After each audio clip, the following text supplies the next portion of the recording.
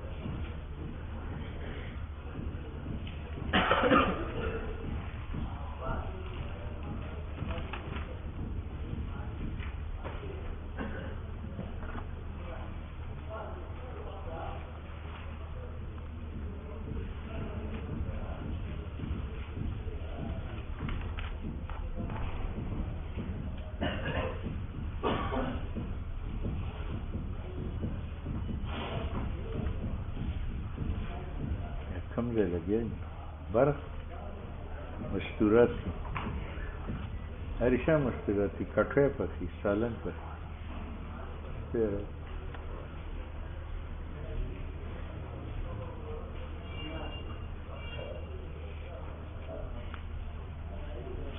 کہاں سے ہیں آئی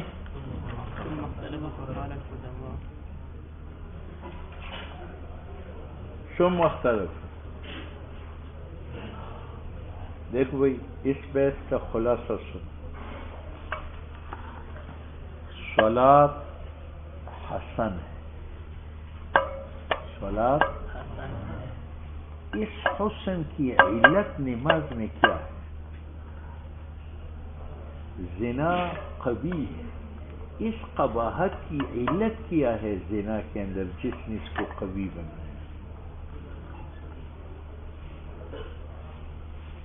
تو اس میں 5 اقوال ہیں.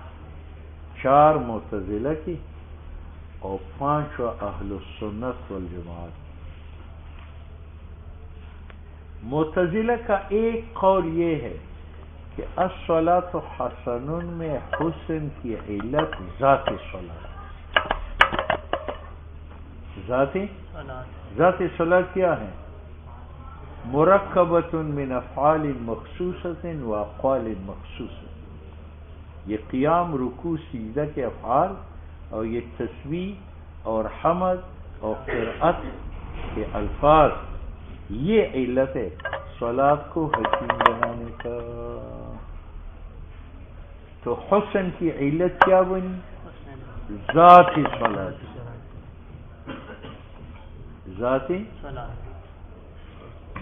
لیکن یہ مذہب غلط. کیوں؟ اگر یہ حسن مقتضا ذات صلاۃ کا ہو تو قانون یہ ہے کہ مقتضا ذات کا ذات سے جدا تو چاہیے کسی وقت حسن صلاۃ سے جدا نہ ہوتا. حالانکہ جدا ہے. طلوع شمس، غروب شمس، زوال شمس کے وقت جو ہے صلاۃ حسن ہے یا قبیح ہے؟ تو اگر یہ حسن مقتضا ہوتا رکوع سجدے کا تو رکوع سجدہ تو عند طلوع بھی ہے، پھر وہاں حسن کیوں نہیں؟ ٹھیک ہے. یہ ایک قول معارض. دوسرا قول معتزلہ کا یہ ہے کہ الصلاۃ حسن میں حسن کی علت جو ہے ذات صلاۃ نہیں ہے، صفت صلاۃ. صلاۃ میں صفت معصیت ہے یا صفت طاعت ہے؟ تو کونھا طاعتاً علت ہے حسن کا. بات سمجھ میں؟ مگر یہ مذہب بھی اور زنا قبیح ہے تو قباحت کی علت ذاتی زنا ہے یا صفتی زنا؟ وہ کیا ہے؟ معصیت. کونھا معصیت. ٹھیک ہے. لیکن یہ مذہب بھی غلط ہے پہلی کی طرح. جس طرح مقتضا ذات کا ذات سے جدا نہیں ہے تو مقتضا صفت کا صفت سے جدا. تو چاہیے کہ صلاۃ ہمیشہ حسن ہوتی اور زنا ہمیشہ. بات سمجھ میں؟ تیسرا مذہب یہ ہے کہ الزنا قبیح میں قبح کی علت صفت زنا کی ہے، یعنی کونها معصیت، اور الصلاۃ حسنۃ میں حسن علت کا محتاج نہیں ہے، کیونکہ الصلاۃ حسنۃ کا معنی یہ الصلاۃ غیر قبیح سے، اور جب حسن عدم قباحت کا نام ہے اور عدم اپنی علت کا محتاج نہیں ہے، جب نہیں ہے تو صلاۃ کا حسن بھی علت کا محتاج نہیں ہے۔ الزنا قبیحۃ میں تو قبح کی علت ہے معصیت، ٹھیک ہے، لیکن الصلاۃ حسنۃ میں حسن علت کا محتاج نہیں ہے، کیونکہ حسنۃ کا معنی کیا ہے؟ غیر قبیحۃ، اور غیر قبیحۃ وجودی ہے یا عدمی ہے؟ اور وجود علت کا محتاج ہے، عدم، ٹھیک ہے، لیکن یہ بھی مذہب غلط ہے۔ کیوں؟ اگر الصلاۃ حسنۃ میں حسن اس علت کا محتاج نہیں ہے کہ اس کا معنی غیر قبیحۃ ہے، تو الزنا قبیحۃ میں قبح سے علت کا محتاج نہیں ہے، کیونکہ قبیحۃ کا معنی کیا ہے؟ غیر حسن، وہ بھی آدمی۔ کتنے اقوال ہو گئے؟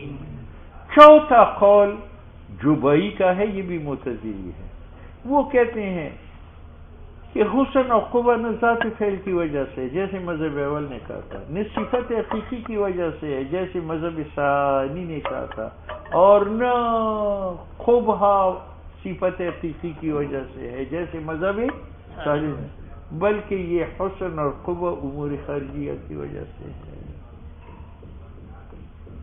امور خارجیہ، صلاۃ حسن بنی امر کی وجہ سے، اور امر صلاۃ سے خارج ہے۔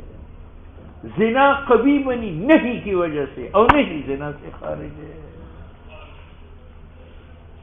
ٹھیک، لیکن یہ مذہب بھی غلط۔ کیوں؟ اگر صلاۃ کا حسن امر خارج کی وجہ سے، ایمان کا حسن امر خارج کی وجہ سے، کفر کا قبح امر خارج، تو امر خارج کسے کہتے ہیں؟ جس کا انفکاک ممکن ہو، تو جب وہ امور خارجیہ منفک ہو جائے ایمان سے، تو پھر ایمان کا حسن نہیں رہے گا، قوی ہوگا، حالانکہ ایمان ازلاً ابداً کیا ہے؟ حسن ہے۔ اور اگر کفر کی قباحت امور خارجیہ کی وجہ سے ہو، تو امور خارجیہ کے انفکاک جب کفر سے آ جائے تو پھر کفر کی قباحت جو ہے وہ منفک ہوگی، حالانکہ کفر ازلاً ابداً کیا ہے؟ قوی ہے، ٹھیک ہے۔ یہ چار مذاہب معتزلہ کے تھے۔ پانچواں مذہب اہل سنت کا ہے، الاطلاق العام، یعنی بعض جگہوں میں حسن اور قبح ذات کی وجہ سے ہے، جیسے ایمان کا حسن ذات ایمان کی وجہ سے، اور کفر کا قبح اور مقتضی ذات کا ذات سے جدا نہیں ہے، تو حسن ایمان سے اور قبح کفر سے جدا نہیں، ٹھیک ہے۔ اور بعض جگہوں میں امور خارجیہ کی وجہ سے، جیسے ابتدائی اسلام میں شراب حسن امر خارج کی وجہ سے کہ لوگ جدید الاسلام، لوگ، اور جب جدت ختم ہو گئی، قدامت آ گئی، تو علت کی ختم ہو گئی، تو علت بھی، حسن بھی ختم ہو گئی، بات سمجھ میں آ گئی۔ تو اہل سنت والجماعت کے نزدیک بعض محاسن مقتضی ذات کے ہیں، بعض محاسن مقتضی صفت کے ہیں، بعض محاسن و قبائح جو ہے وہ امور خارجیہ، جہاں امور خارجیہ سے ہو وہاں کیا آئے گا؟ نسخہ آئے گا۔ جیسے شراب حسن تھی ابتدائی اسلام میں، علت کیا تھی؟ جدت، جب جدت ختم ہو گئی تو حسن بھی ختم ہوا اور شراب خراب ہو گئی، اب نسخہ آئے، ہم پر کوئی اعتراض نہیں، بات سمجھ میں آ گئی۔ سنو، ثم اختلفوا، علماء کا اختلاف ہے، فقال القدماء، قدماء نے کہا، لذات الفعل، صلاۃ کا حسن اور زنا کا قبح ذات صلاۃ اور ذات زنا کی وجہ سے ہے، ٹھیک ہے۔ یہ مذہب صحیح ہے یا غلط ہے؟ غلط۔ دوسرا مذہب والمتاخرون، معتزلہ متاخرین نے کہا، من لصفت حقیقیۃ، حسن اور قبح ایک صفت حقیقی کی وجہ سے، توجب، وہ صفت حقیقی ثابت کرتی ہے اور حسن اور قبح کو۔ صلاۃ میں طاعت علت محسنہ ہے، اور زنا میں معصیت ہے، ٹھیک ہے۔ وقوم، تیسرا مذہب، لصفت حقیقیت فی القبح، الزنا قبیح، علت کیا ہے؟ صفت حقیقی کونها معصیتنا، اول حسن عدم القوا، او حسن تو عدم قوی کا نام ہے، او آدم علت کی محتاج نہیں ہے. تین مذہب ہو گئے. وقال الجبائیہ، جبائیہ یہ معتزلہ کا چوتھا گروپ ہے. لیست نہیں ہے صفت حقیقی، بل اعتبارات امور خارجیہ ہے یا نہیں؟ مگر یہ کیوں غلط ہے کہ اگر ایمان کا حسن امر خارج کی وجہ سے تو امر خارج کے انفکاک ممکن ہے، تو پھر چاہیے کہ ایمان سے حسن ممکن الانفکاک ہو جائے، حالانکہ ایمان ازلاً ابداً حسین ہے. اور اگر کفر کی قباحت امر خارج کی وجہ سے ہو تو امر خارج کے انفکاک کفر سے، کفر اس لیے قبیح ہے کہ ہندوستان میں ہے، ہندوستان میں ہونا یہ امر خارج ہے. اس کا معنی یہ ہے کہ اگر ہندوستان میں نہ ہو، انگلستان میں ہو، تو پھر وہ حسین ہوگا، حالانکہ کفر جو ہے وہ قبیح ہے. ازلام و ابدا. کتنے قول ہو گئے معتزلہ کے؟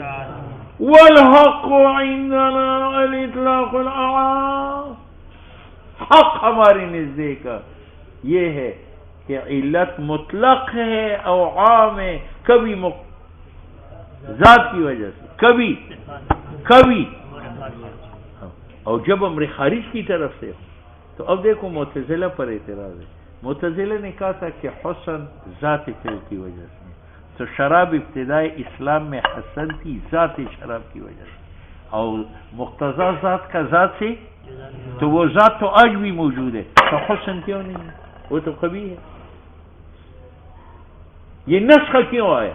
اور ہم پر اعتراض نہیں ہے. ہم کہتے ہیں کہ شراب کا حسن ہمارے خارج جدت فی الاسلام کی وجہ سے، اور اب جدت فی الاسلام نہیں تو حسن نہیں ہے، تو حسن منسوخ ہے. اب نسخ کی وجہ سے ہم پر اعتراض نہیں پڑتا. فلا یرید النسخ علینا.